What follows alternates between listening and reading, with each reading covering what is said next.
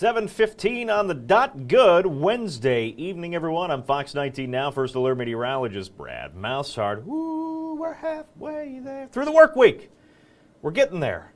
And eventually, when I click the button, there we go, I'll pop up. Really good-looking sunset getting ready to happen. And a nice little dry stretch just in time for that Reds game, game number 2 with the Pirates. Huge game.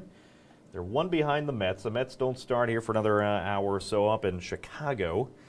And it's looking like a pretty good night. Let me show you what I'm talking about. Hold on, we'll get the right thing up here and fade. There we go. That's a shot from Newport looking back at Great American Ballpark here on this, I almost wanted to say Friday. We're not there yet. I almost jumped the gun. It is a Wednesday. Don't want to get anybody too excited.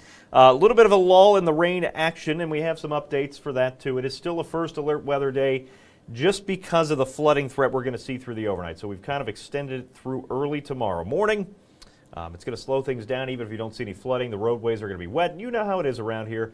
A few sprinkles, and the windshield wipers somehow are connected to the brake pedal, and you flip the one on and it just slams the brakes. So that's what you're going to see tomorrow morning. Expect some slowdowns again as you head out the door early Thursday. Like some areas, like I said, could be seeing anywhere between maybe 2 to 3 additional inches of rain. That's going to be isolated, but those spots could see some flash flooding, so that's why it's a first alert weather day. Good look back over there at the ballpark. Last check, 0-0, top of the third. And it is still 0-0, top of the third now, 2 outs, in case anybody wanted an update on the Reds game. Let me update you, too, because yesterday we had that confirmed tornado. The National Weather Service confirmed a tornado for us in Bracken County. It's our 15th of the year here in Cincinnati and in the tri-state area. 15th, first in Bracken County, and we do have an update for you on that. Let me get past this. It's 72 degrees outside. Again, nice comfy night for baseball. Most of the rain is going to hold off, by the way, until the overnight hours. So here is our updated tornado path. You see it sitting down there in Bracken County. This was now confirmed as an EF0. I don't know why sometimes the fill for this shows up and sometimes it doesn't. It's supposed to be a fill there for the path. That's why you're seeing 3 lines. The outer lines there are the width of the tornado. So you can see it kind of got wider as it progressed from Powersville up towards the Brooksville area. So apologies on that. It's the computer. Sometimes it just acts a little weird. EF0, that's our lowest ranking other than an unknown, an EFU. This started at 5:02, ran through 5:11, so it was only on the ground for 9 minutes to get from Powersville to Brooksville. And it had that path length there of 4.1 miles up and down a lot of these ridges. A lot of people think that if you live in this area, you don't see a lot of tornadoes, or Cincinnati's safe from tornadoes because there's the hills and that disrupts. These hills around here, even mountains sometimes, some smaller mountains will not disrupt.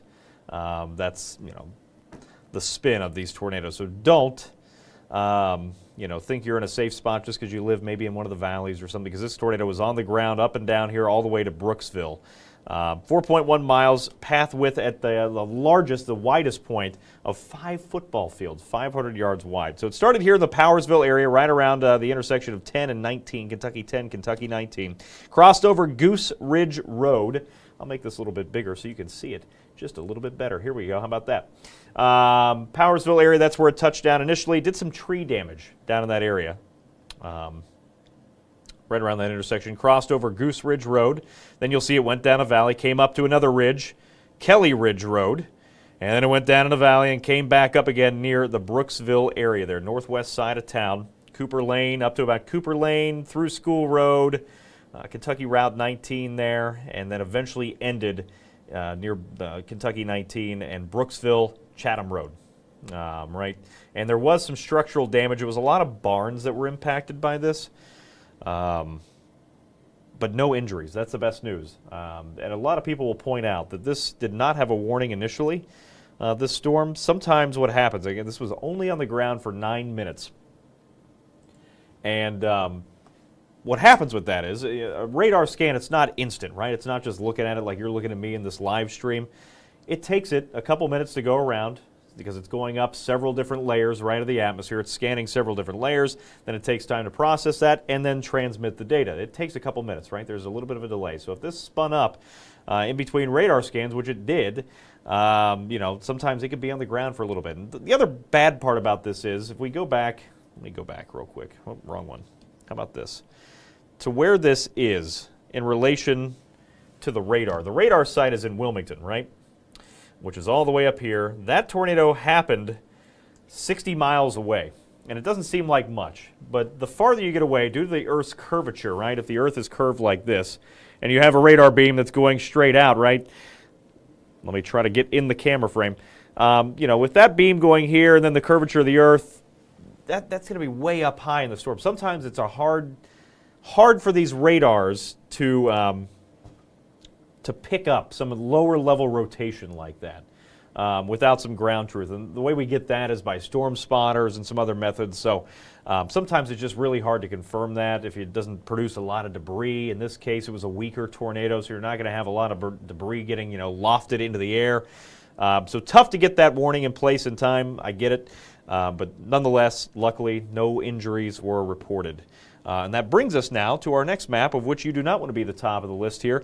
It is the number of counties impacted. We've had 15, as I mentioned, tornadoes impacting 12 of our counties now, and I did update this to get it right, with Switzerland County on there with that EFU, an unknown, because it didn't do any damage, tornado that was down in eastern Switzerland County, so that's what that little black splotch is there. But 12 counties, 15 tornadoes, and Warren County still leading the list for most tornado impacts this year. Most paths have crossed into Warren County. They're at 4. 3 for Butler County, 3 in Clinton County, 3 as well in Ripley County, and the rest of the tri-state, except for Franklin County, have seen 1 tornado apiece there. Hamilton County has avoided all the tornadoes this year. It got close there, that one up in northern Boone County, but everybody else, where you see the gray there, has not had a tornado. We told you earlier the severe weather threat, the severe weather aspect of our first alert weather day, that has gone away. That is good news. We held on to a lot of that cloud cover tonight through the day, and that helped to keep temperatures down a little bit. Plus, the low itself is still way off to the southwest near Paducah. You can see where those storms are a little bit more intense down there. So if we would have been a little closer to that low and we got a little bit warmer, we'd still have a severe threat, but we do not this evening. So that's the good news. What we will still have, though, because there is a cold front that's perched and parked right over the heart of the tri-state, right? This cold front, you're going to have a lot of warmer air trying to funnel up here into the tri-state. You can kind of see where that front is lining up. That warmer air is running into the cold front. The cold air cannot hold that moisture. Therefore, it just kind of gets wrung out like a sponge. We talk about this a lot, right? A lot of times it's because that cold front's crashing on in and then it wrings out the atmosphere. But in this case, the atmosphere is coming to the cold front with that southerly breeze. What's going to happen is we're going to see kind of a narrow band, similar to how narrow this is, right? You can see that little bit of rain here across the heart of the tri-state, just off to the south.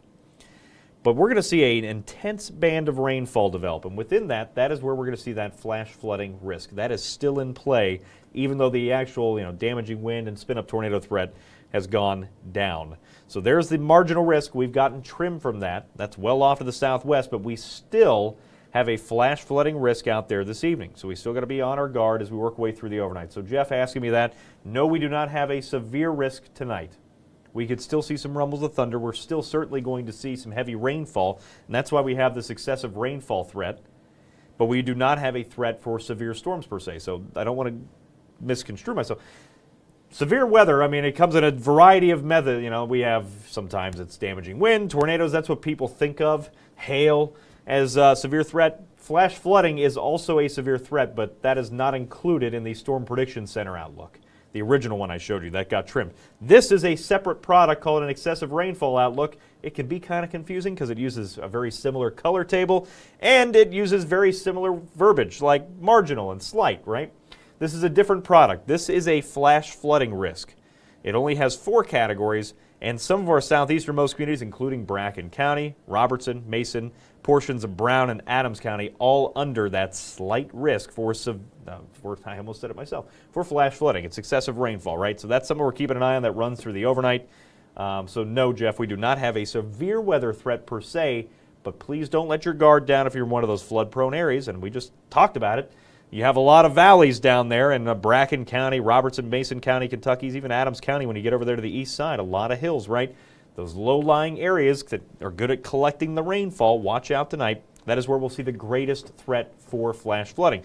The rest of the tri-state, let me go back. I mean, we're not in the clear either here downtown. It's just a lower chance because there's going to be a little bit more moisture just off to the southeast. So even in the green shaded area, Make sure to stay on guard tonight if you're in a flood-prone spot. Have a way to get some warnings just in case any flash flooding does occur, because it can occur anywhere, and it really comes down to where that narrow band of rain develops working our way through the overnight. Let's talk about something completely different. Let's head over to the Atlantic, speaking of water. Hurricane Gabrielle, at one point made it up to Category 4 strength. It is still a Category 2 hurricane tonight. I had somebody ask me on Facebook about this earlier because they have travel plans to Spain. You're thinking, what does that have to do with anything in the tri-state? Well, some people do go on vacation. And in this case, this is where that hurricane is headed. Will likely weaken into a Category 1 storm tomorrow, stay there through the Azores, through Friday. I think those are the Azores. My geography skills are lacking. Somebody will probably tell me I'm wrong. That's fine. That's a guess. A shot in the dark. That's my Jeopardy hint clue tonight. Is it those the Azores? I don't know. Friday, 6 a.m., still a Category 1, but then it's going to weaken as it works its way over towards Portugal, Spain, and northern Morocco, right? But we've seen what's happened here in the past. You know, when we get a weakened tropical system that rolls on through, they can still pack a punch, right? A lot of wind, a lot of rain. They're going to see some really, you're going to see it probably by the time we hit this weekend, probably as early as Sunday. Right in those morning news presentations, or even Monday. You'll see it in the national news and the global news stories. They're going to see some really bad flooding through Portugal and Spain, especially on the western side and up to about Gibraltar, which is, I know that for sure, right here. The Strait of Gibraltar, right between Morocco and Spain. So right there, and areas, especially here, that I'm kind of working the mouse around, these areas are going to see some serious flooding. There's a little mountain range that runs here through central Spain, which I've already forgotten the name of. That would not be a good Jeopardy clue for me tonight. But what that's going to do, it's kind of like a cold front, right? Similar, different concepts, but with the topography, that rain is going to impact, go up to the mountains. As it gets a little bit higher, it wrings it out again. That's why you have some deserts that form on the wayward side of mountains, right? The leeward side gets all the precipitation. The wayward side, it's a desert. Similar thing happens in Reno, right? And some other spots, Chile and so on. But in this case, that rain's going to get on the leeward side of those mountains. I mean, they're talking some landslides, big weather issues there. Let's talk more tri-state stuff and maybe things that will impact other areas a little closer to home.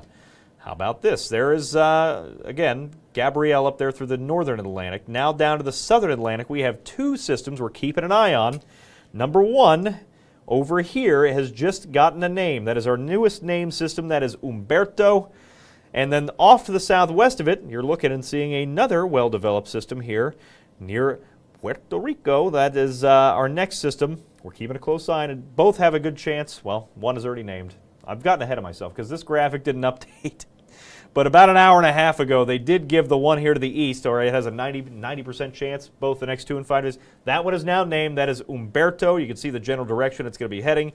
The other one down here, which is right over Puerto Rico and heading towards Hispaniola, by the time it works its way up towards the Bahamas, it does have a very good chance to likely become now Imelda. So Umberto is gone. That is this one here on the east side. They just named that one Umberto. It's a tropical storm right now.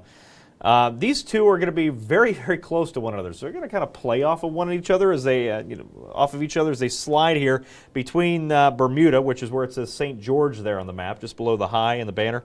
They're going to slide up here towards the east coast. No imminent threat for landfall from these, but certainly if you have any interest there on the east coast of Florida, the Carolinas, eastern coastal Georgia there, keep a close eye on what's likely to become Imelda. It's a long ways out, but there's a very good chance that those two interact, and it's going to be really tough. I don't know if the models have a great hold on those, on what's going to happen, because sometimes, when they're close enough together, they can try spinning around one another, and, one might get spun off. So we'll keep a very close eye on the East Coast. Again, no imminent threat with those. If we do see any kind of a landfalling situation, it would be, through the end of next weekend and next weekend, so almost 10 days away. Still a ways away, something to keep an eye on. Now, there will be rain along the East Coast if you have any travel plans to take you down there. Gusty winds, some coastal issues, some high waves. Obviously, rip currents are all going to be a problem along the East Coast, beginning very shortly, and I'll show you when.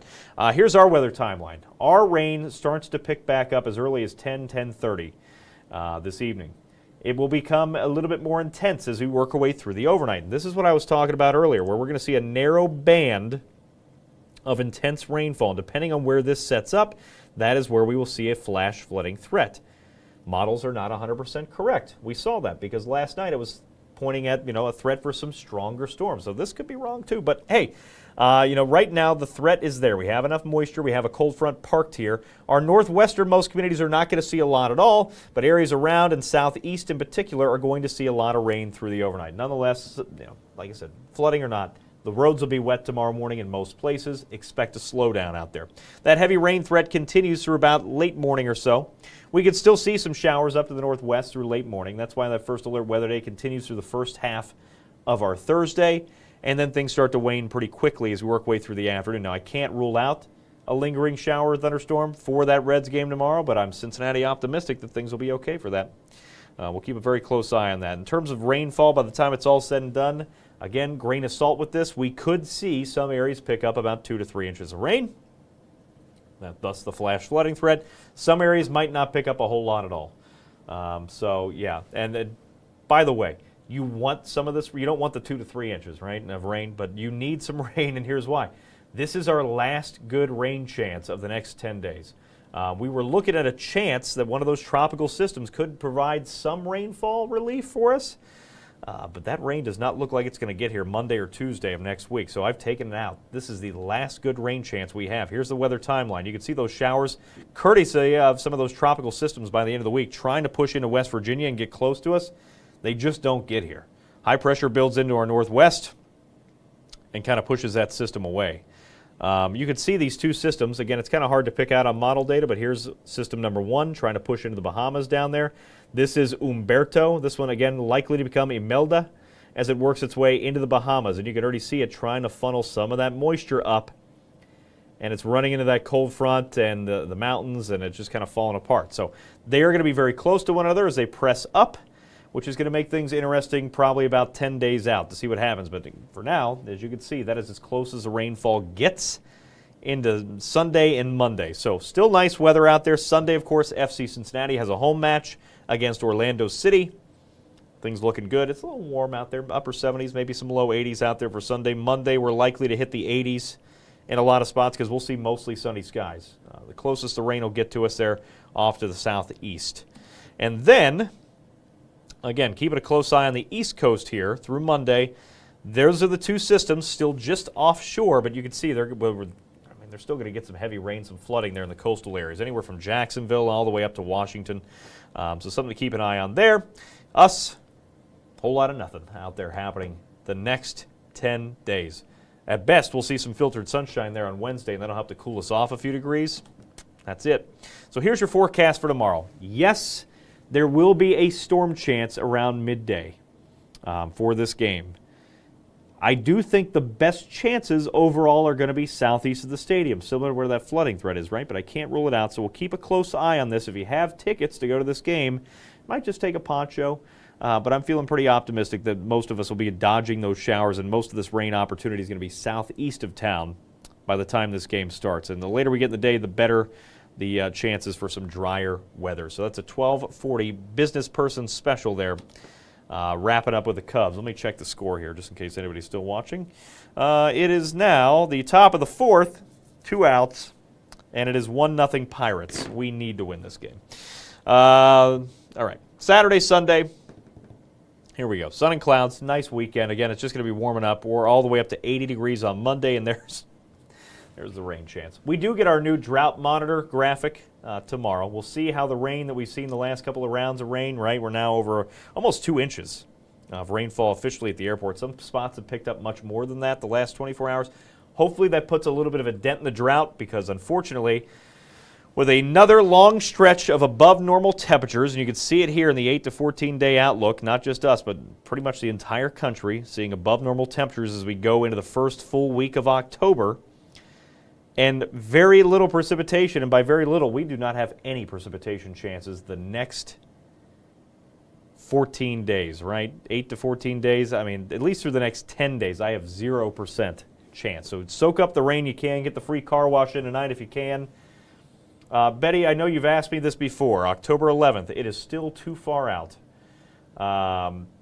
I wish I could give you an answer. Again, I've given you, I know this before, I've given you the normals for that time of the year. We should be sitting probably in the, lower 70s in terms of normal highs, probably even upper 60s in a few spots for normal high temperatures. Lows are usually pretty crisp that time of the year. But in terms of any accuracy or, clarity that far out, it's just too far out.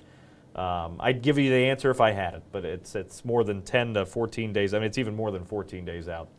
That would be, 20 days out? Yeah, it's just too far for anything. Humidity. It's a good thing you asked that question. I have that graphic. Is that next? Nope. I had it in here. I just didn't turn it on. Hold that thought. Humidity does look to drop again next week. Okay, so here's this. Hold, please. Where we've been, it's been pretty humid the last couple of days, right? That's what's helping to fuel this hefty rainfall chance. This is Andrea's question asking about humidity leaving. It does drop a little bit. Now, we're still kind of close to muggy, especially for this time of the year. Through the weekend, it's going to be warm. We're going to be near that 80-degree mark Monday. And then as we work our way towards the middle of next week, we'll see some filtered sunshine, a weak, dry cold front diving in, and that will help to get us back to dry in the humidity department. The dew point trend dropping again into the middle of next week. So it will be kind of comfy. But with it, very limited rain opportunities. Betty, it's all right. No problem. Keep asking. I will let you know. Eventually we'll get it. Once we get to about October 1st. So about 7 days, 6-7 days from now, ask again, get it, in a week, I'll have an answer for you. I promise. 7-day forecast here, pretty uneventful again as we work way through the rest of this forecast. I mean, tomorrow's our last chance to see some meaningful rainfall. We're warming back up. The drier air arrives by the middle of next week along with some filtered sunshine. That'll help to drop us back into the low 70s. And UC sneaking in there at the end of this forecast. Let me make this full screen for you. Oh, roller door. You can see there, 76, it's a long ways out. Even 10 days out is a long ways. But right now, things are looking good for the next UC home game. I think they play Iowa State. Some Big 12 matchups there happening next weekend. So not this weekend, but next weekend, next Saturday, 76 outside with the UC home game out there. Ups and downs, that's about it. No rain chances, really, the next 10 days to talk about, other than what we're going to see outside tomorrow, and most of that rain will be off to the southeast.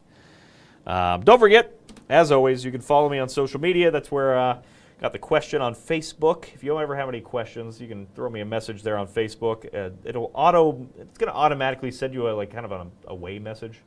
I just have it set up to know that, I do check it. But sometimes, depending on what I'm doing at work, it could be, I could be a little slow to respond. It just depends on I'm obviously not answering it at 3 in the morning. So I will get around to those messages, including the one I got today about Spain and the rain chances from Gabrielle headed that way and the flooding, that could happen over in Spain and Portugal as we head into the weekend. If you ever have a question, it could be anything. It doesn't have to be the tri-state stuff, but I might not know right away. I might have to look into it. But send me those messages on Facebook. More than happy to get those answered for you. I don't get on the Twitter all that much, but I do send some stuff out, and you'll get some severe weather information sent there. And then Instagram, who knows what you'll see. It could be an engagement. It could be coffee. It could be, who knows, me complaining about Cincinnati sports. Who knows? But that's also on Instagram, more personal stuff, but, a little mix of everything. Hopefully you get out and enjoy what's left of the dry weather, because we do have some rain pushing back in later tonight, early tomorrow. Pack your patience for the Thursday morning drive. I do think it's going to be a slow go as you head out the door. As always, it's that time of the night. I'm hungry. Get out there, enjoy the rest of your evening, enjoy the rest of this forecast, and then, like I said, take it easy on the roads tomorrow morning. We'll see you again tomorrow. We'll see you again tonight, 10 and 11 o'clock here on Fox 19 now. But we'll see you as well tomorrow on 7:15's streaming show, Facebook, YouTube, and wherever you get all your other news. We'll see you again tomorrow, guys.